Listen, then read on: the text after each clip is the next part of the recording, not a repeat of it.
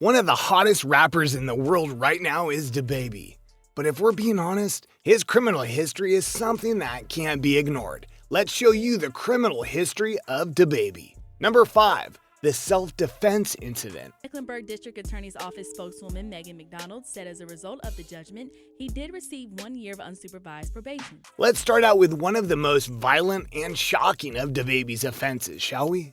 The reports state that he was forced to open fire on someone at a Walmart, kid you not, in what he called self-defense. The person he fired upon didn't make it, and the police were called in on the incident. Dababy was charged with carrying a concealed item, but eventually the charges were dropped against him. For that to happen means that either no case could be made against him, or that the evidence presented proved that it was indeed a self-defense incident. We'll never truly know. In terms of his life and career, this was the best case scenario. He took a life and got away with it in many ways. He wasn't even charged for the illegal piece he was carrying. North Carolina has very different control laws when it comes to firearms than other states, which would have easily been something much bigger for him. But he got lucky and got off. What does this all tell us about Dababy himself? Simple. It shows that he's a guy who's willing to get violent and willing to go to the ultimate extreme in order to keep himself safe. While this may seem heroic or logical in some fashion, you have to wonder what would have happened if he didn't have that item. We'll never know, but trust me when I say this is just the start of what he has done over the years. Number 4. The Louis Vuitton incident. Dababy was in a Louis Vuitton store, and during that time he found himself confronted by another rapper named Cam Coldheart. The two had an altercation that mostly happened off camera, while things that were shown did clearly show the outcome.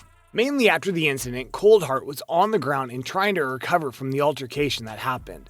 As for Dababy, the worst of the incident that he got was apparently an arm injury, one that he happily showed off at a house show and cited all sorts of things about the altercation in a song to the crowd, as well as making posts on Instagram highlighting things about the incident. Police harassing me, searching my cars, squeezing my little hurt hand in S, lol, he wrote. As for the song he did for a crowd, I thank God for letting me go off on that end, till my hand broke. It gave me an excuse to use this headset microphone, he joked. Not sure, we don't know everything that happened in that situation and what led up to it. And we don't know who threw the first swing. That really isn't the issue here.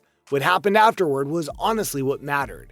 He got in a conflict, then rapped about it on stage, which shows he doesn't feel remorse for what he does at times. Oh, and to further prove that this incident he had with Coldheart wasn't something that just happened and then he walked away from it, Dababy also pantsed Coldheart in a sign of humiliation. So that proves he's also willing to be mean to people in a rather evil way. The ironic thing is that he once again got off the hook, which is a scary thing if we're being honest here. But they couldn't officially charge him with the evidence given, so he got to walk away. Then, number 3, their promoter-attendant incident. Several other males attacked another promoter and stole his iPhone, credit card, and about $80 in cash. Heading out to 2020 in Miami, Florida, Dababy was held in jail for 48 hours after beating up a concert promoter. How did this come to be? That would be because when Dababy was contacted to do a concert in the area, he was apparently told that he would be paid $30,000 for the performance.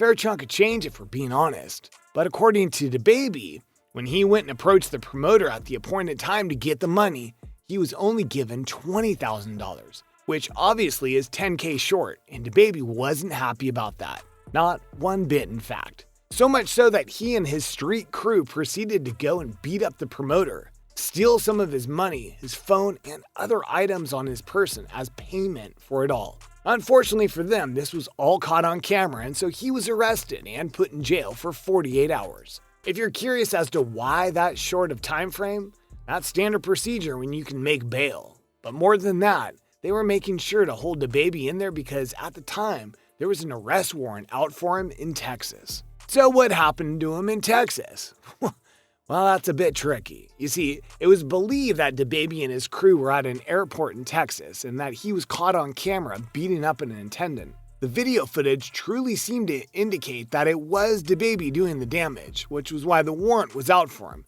that he was going to be transferred to them shortly. But it was then discovered that the video footage wasn't showing everything, and Dababy was able to definitively prove that he honestly wasn't the one who initiated the fight or even took part in it. So thus, the charges were dropped against him and he was eventually released in Miami. The promoter incident is still fresh, and technically Dababy wasn't cleared of that one, but he saved his worst incident for last in the eyes of many. Number 2, the slap incident. It's no secret that performers have a hard job to do when they go on stage, and they have to deal with certain pressure from fans.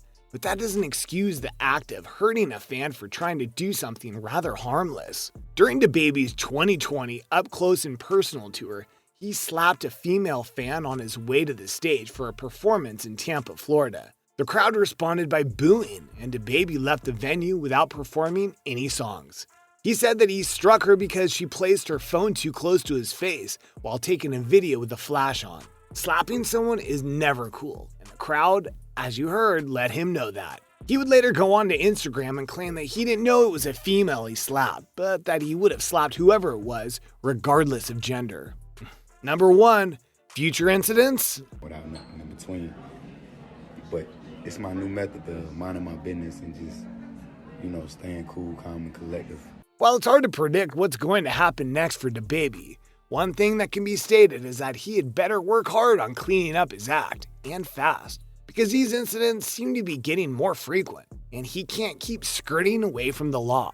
All it takes is one incident to bring him down, and who knows what he might do next. After all, he's proven he's not the most stable of rappers. So there you go. What do you think of the criminal history of Dababy? Can you believe some of the stuff he got away with? Do you think he'll end up in jail sooner rather than later? Let me know in the comments below. Be sure to subscribe, and I'll see you next time on the channel.